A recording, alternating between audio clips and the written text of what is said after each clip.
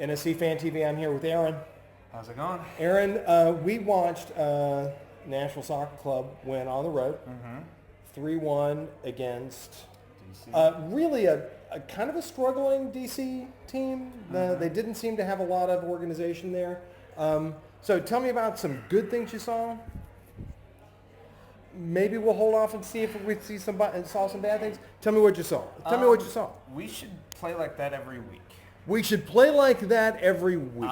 Especially you. Yeah, we should play against teams struggling like that every week. That'd be awesome. Yeah, it seems we like just did. Sporting KC and San Jose, right? Except, we played them at home or was it Castle. So I think previous guy Steve came in and said, Zimmerman and others coming back definitely helped, and I think we saw the lineup was basically the starting lineup was what I would assume is our that's the dream lineup. 11. That's the dream 11. At least with the players that we have now.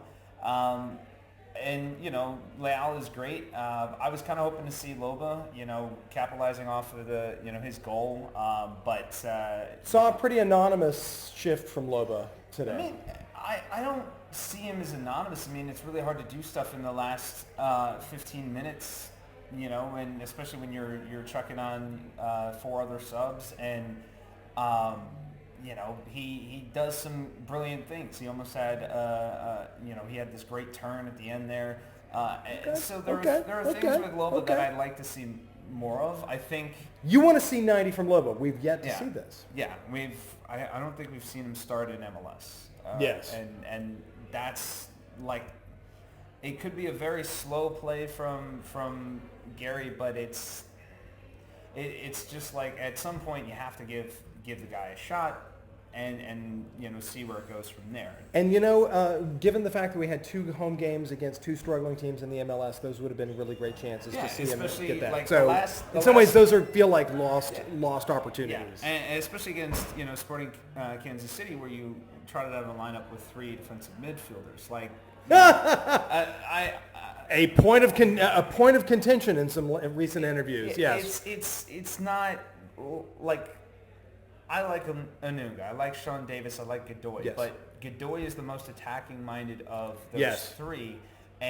So why wasn't he playing in that -10? Yeah, but you don't need 3 defensive midfielders. And I think, trotting out an Ake Loba, instead of having him give a try and a run out and see what he does at home, right? You want to make him comfortable. And, when he did come on, he ended up getting a goal out of things, so he was in the right place at the right time.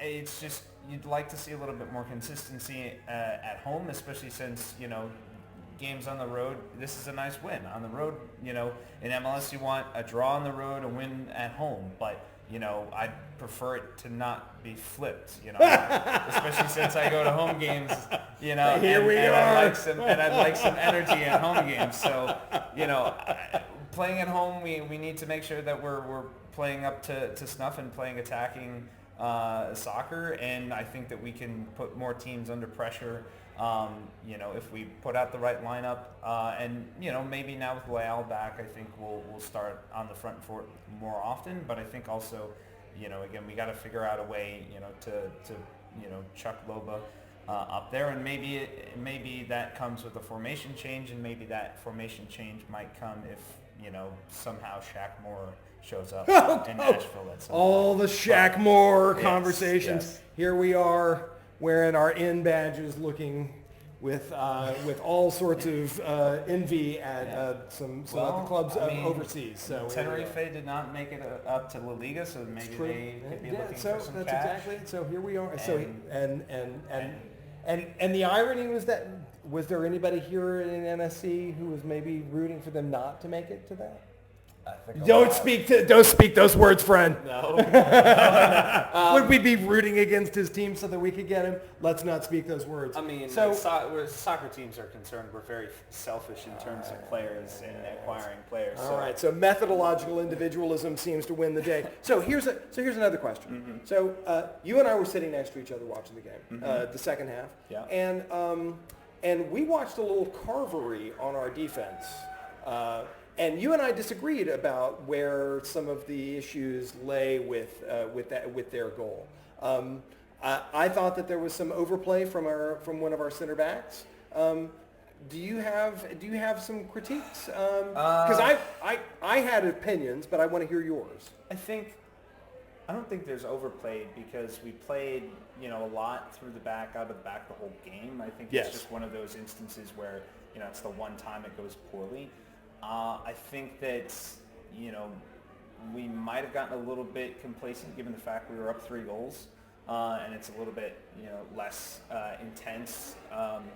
And I think the one thing that could have been better was maybe Alex Muil, should have played. So your thought was the problem with the backside. I think he should have played the man and gone towards the ball instead of running towards the goal like he did. It was just something I think somebody who's more like a traditional defender would probably go towards the ball and the player in that situation rather than kind of backing off the player. He did occupy space there. Yeah, so I agree there. It was a weird position that he put himself in, and it was ultimately, I think, if I can replay it in my head, I don't think anybody was really too far out of their spot. It was just, Well, yeah, my thought was that it was Zimmerman who made the stab on the ball and then continued past the rest of the play. But hey, you know what? That's and so that then completely changed the geometry of the defense. Yeah, and maybe it's a little bit of rust. But. So it might be rust. It might just be the fact that, like, look, whenever you're a confident defender, you make a stab for a ball and then you play it through, and sometimes you get beat. That happens. The defense needs to be able to react to that. But my thought was that Zimmerman overplayed that ball and then changed the geometry on our defense. He went for it, but he didn't. It wasn't like he was beat past or anything. He was still in front of the player. I think when the ball was passed away. Mayer had come over behind him. Yeah. So we don't need to maybe just a little bit of defensive, just kind of confusion there, and that's not great. And that happens. Ultimately, that only happened once, and we still won. But Gary's not going to be happy because no clean sheet. So. No clean sheet, and we most certainly can't put that on Willis. And so that the good news is that Joe had a game where a goal went in, but that goal was not on Joe. Yeah, I don't think the other 2 goals were on him either, though. With Sporting, so. I think that's a point of contention between us. I think he would like to score or like to save more shots, but we don't really give up too many I think that difficult ones. Right. So I think that's right. I think that we don't give up a lot of goals, and so that's a benefit, and that's a testament to both Joe and the defense. Yeah. So right. It's hard to kind of look.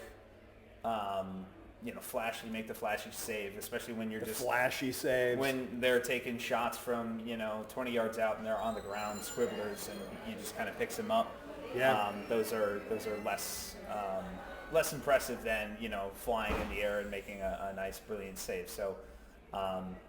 And Joe made a number of those sort of ground squigglers, as you called them, right? It's like there was one that bounced effectively at his feet. I mean, I'm talking about those long shots, but he did have that one. I would give him credit for where it was a really nice fast cross, and he parried it out away, and I think that's definitely saved the goal. So, Joe is still a solid goalkeeper. I have no problems with him, and I think that one break was just necessary to kind of just reset the mojo and now get him back into his form, and now I think it's on to Orlando, and hopefully we'll get a win and keep going in the Open Cup. On to Orlando in the Open Cup. All right, NSC and Fan TV here with Aaron.